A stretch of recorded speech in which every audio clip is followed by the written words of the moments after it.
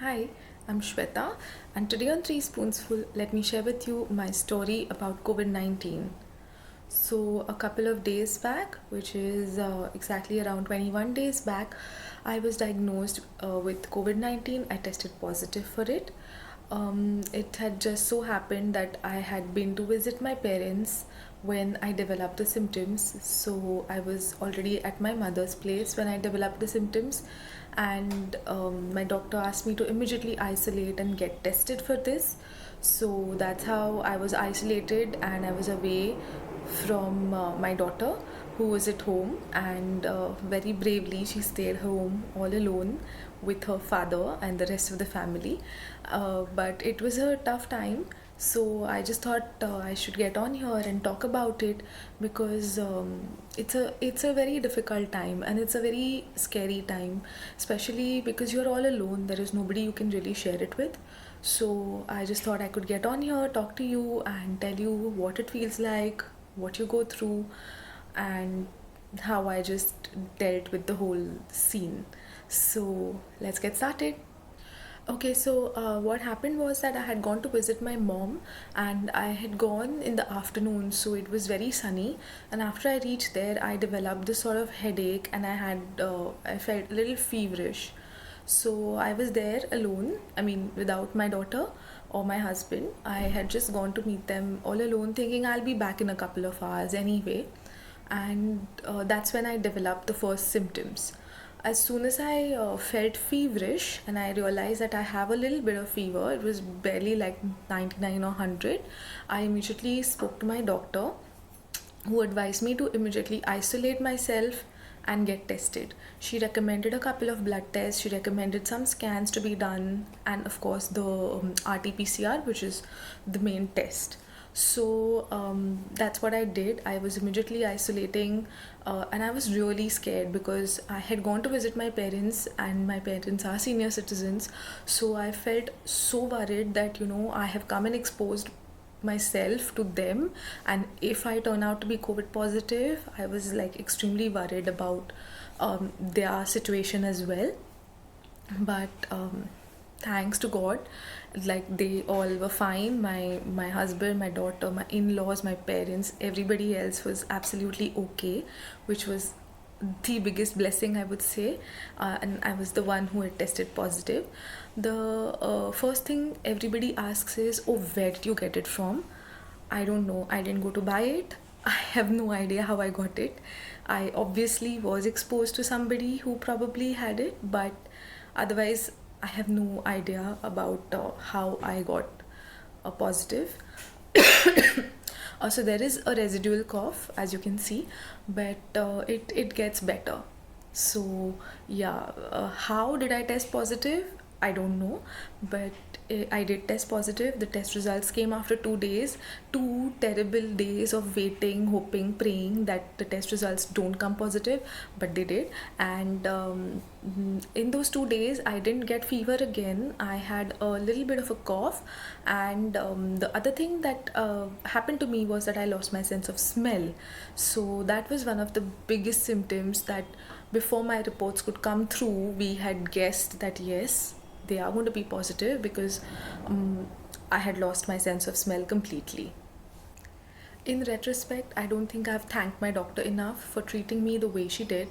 She was always accessible, and she's given some amazing medication to make sure that I pulled through so quickly, because by day 2 or 3, I felt fine. So, apart from the isolation, nothing really was hurting me as such.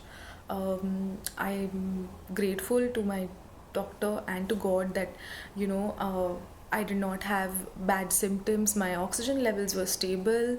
My cough was reduced. My sense of smell, in fact, came back within 2 doses of medication, and that has made me immensely grateful, even to all the dirty smells that are out there, because now anything I get a whiff of, I just feel like, wow, I can smell. It's a very eerie and a very weird feeling for when your sense of smell is not there, because there is something right in front of you that you've probably smelled since childhood, probably a flower or a soap or whatever it is. You know that's supposed to smell like something, but it just doesn't. And I used to literally be sniffing at things, trying to make sure that my sense of smell to gauge whether it's come back or not. After I had my first dose of medication, I could smell very strong smells quickly, and the lighter fragrances, came back after the second dose of medication. But that meant that within a day of starting medicines, I had restored my sense of smell as well, which was amazing. So at this point of time, I would like to say that if your doctor has asked you to do something, please go ahead and do it. Do not just believe a forward that comes to you on WhatsApp or something that your neighbor is telling you to do. You could do it as a side thing, like if somebody is telling you that you should have turmeric water or something, go ahead, do it if you feel like, but do not do it at the cost of having medicines. Make sure you have your medicines on time, make sure you have them the way your doctors asked you to have them. If your doctor says stand on one leg and have the medicine, do it. Do not skip any step that your doctor asks you to do. So I did whatever she'd asked me to do. I was eating my medicines on time. I was doing steam inhalations like she had asked me to, gargling like my doctor had asked me to. And I think that really helped, because having faith in your doctor and completing all the tasks also has a very calming effect on your mind. You just feel that, okay, I have ticked all the boxes, I am going to get better. So once you get to that phase, it's very simple. You feel better because you are thinking really positive. So you should make sure that you're doing everything that your medical practitioner is asking you to do, so that you feel better ASAP. Another thing is, I think there are certain phases that any person who gets themselves tested go through. The first phase is denial, because I think everybody goes through it. When I tested positive, there were a lot of other people I knew who had tested positive, and everybody went through the same thing. So, though the symptoms of corona are not the same, I think the mental agony is quite the same. The first thing you go through is denial. You just don't want to believe that you have COVID. You can't believe that you could contract it, because each and every person just feel that, oh, I'm so young, I'm so healthy, I took all precautions, I kept sanitizing my hands, I kept washing my hands, I was being so particular. How did I get it? I'm sure this is a false report. That is the first thought that comes to everybody's mind. So the sooner you get over this, the better it is. Because what I felt was that, okay, I just need to accept that I have COVID, because that's the only way I can deal with it. There is no other way you could deal with COVID. So breathlessness and weakness is one more thing that happens with it. But yeah, so the only way that I thought that you could, you need to accept that you have it, and you are going to do everything possible to get done with this. So that was the my mental phase that I went into, thinking that, okay, it's 14 days, I just need to tick all the boxes, I need to make sure I do everything right, everything that my doctor is saying, to make sure that I beat this once and for all. So that is what my second phase is, that you just need to go in all guns blazing and be like, I have to get rid of this virus, I need to make sure that I take my medicines on time, I eat on time, I sleep on time, and I just get rid of it, because I need to be fit, I need to be fine, and I want to get back to my family and my loved ones. Because remember, my husband, my daughter were in a different house, they were back home, like they were here where I am now, and I was at my mom's place. So I just wanted to make sure that everything goes smooth, firstly so that I feel fit and fine, secondly so that I do not transfer the virus to anybody else, and I just want to be back home and be normal as soon as possible. Like I said, by the grace of God, everybody else around me did not test positive. That is something that I'm immensely grateful for. And I know that it's a huge thing, because obviously I had interacted with my family before I went to my parents' place, and I did interact with my parents for that 1 hour or 1.5 hour until I actually started getting the headache.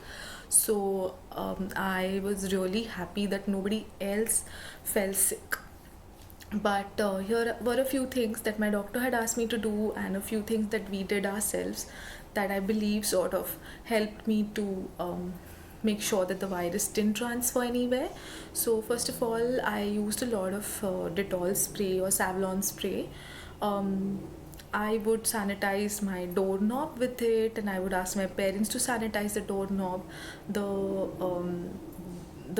only person who was touching that doorknob was my mother when she would give me food. Otherwise, there was nobody else who was. So she would just knock and turn the knob, give me the food, like put it somewhere, and I would pick it up from there.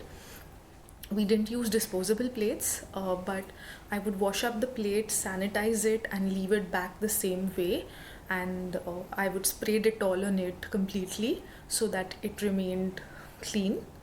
Apart from that, I continuously sanitized the room I was in as well, because I just felt that I would not want my own virus to be there continuously. It was just my things. So I would spray down my bed, I would spray the the windows that I would touch, or the remote that I would touch, to make sure that it remained clean. The other thing that we did was that to minimize the contact between me and my parents, because I didn't want them handing out bottles of water or anything continuously, and you need to stay very well hydrated. That's one thing that all doctors kind of mention. We just got this huge big box of mineral water, and I kept it in my room, and I kept this little electric thermos kettle, not a thermos, a kettle. So I would heat up the water, put it in a thermos or a flask, and sip on it through the day, have my medication with it, but make sure that I was the only one using those things. So I was not using a glass for obvious reasons, because I didn't want it to be continuously washed and brought back.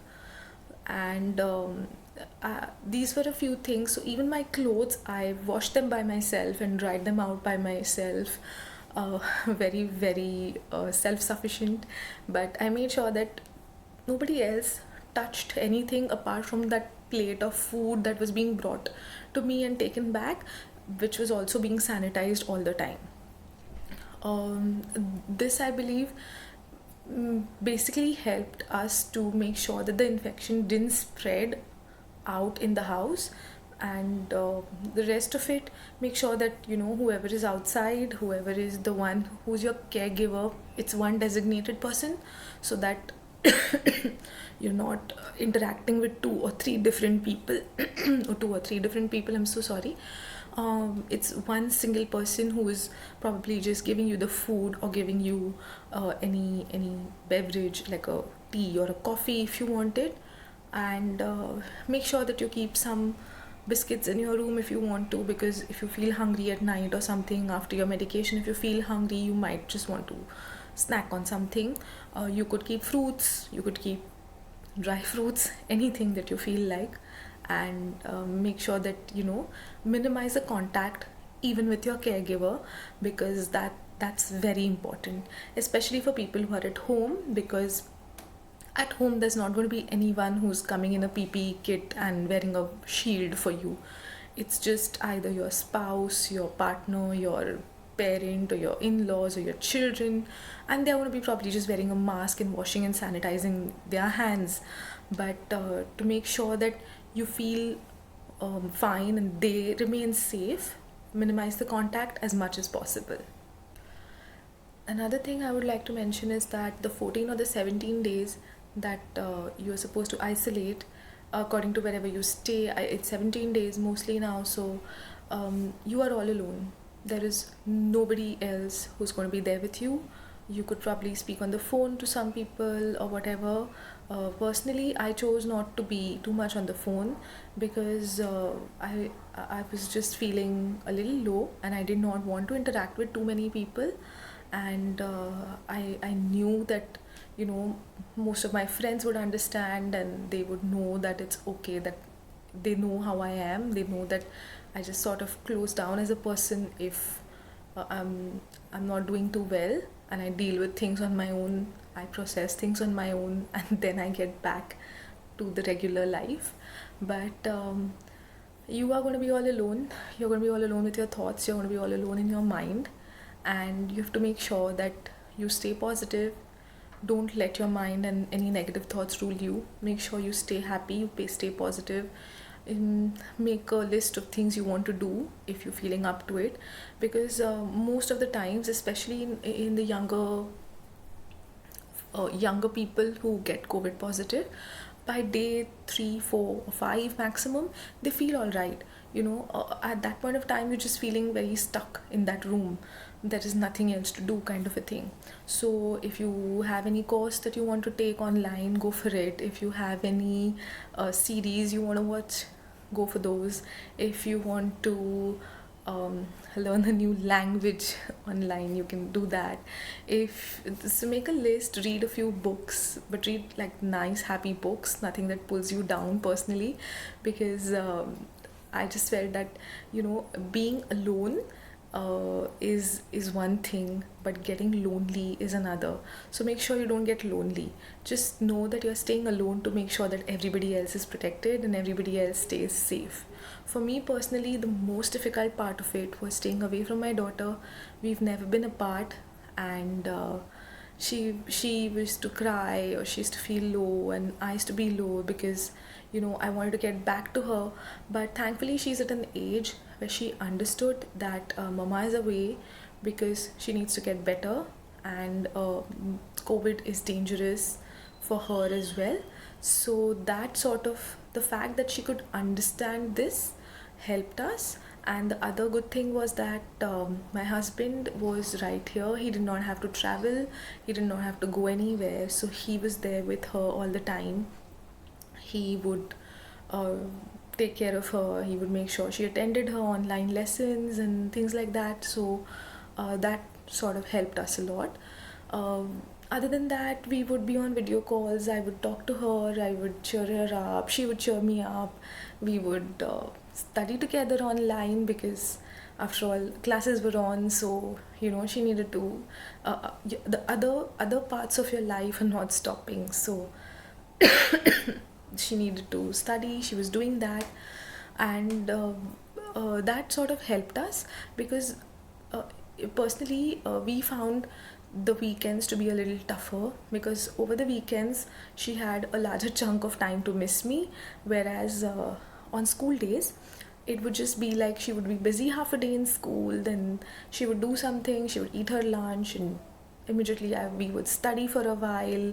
She would chat online with me, or watch TV and then sleep. So a school day was definitely better for us than a non-school day during these 14 days, and they just helped us get through the whole thing sooner. So that was that. And another thing that kind of helped me was that I had asked her to make a list of things that we are going to do when I get better. So you have this whole list. Especially this is helpful if you have young kids, because they will make a list of things they want to do and sort of look forward to it. So that helped me too. So I think so. Apart from just the physical implications that come with COVID-19, the mental implications are a lot. As a woman who suffered from this, I continuously felt very guilty that everybody else is doing a lot of work and I'm just sitting. I felt really nervous that people around me shouldn't get it because of me. I felt really low when I knew that my daughter is missing me. I'm missing her. It's the first time we've stayed apart in so many years, away from each other. She's still young, she goes to school, she's still a kid, and I was used to doing everything for her. I was feeling bad for standing up for my clients who come home to get nutrition consultations, because I couldn't be there for them. So the mental implications of COVID are a lot more. than just, a cough or weakness or a little bit of back pain or any of the 101 things that we don't even know about.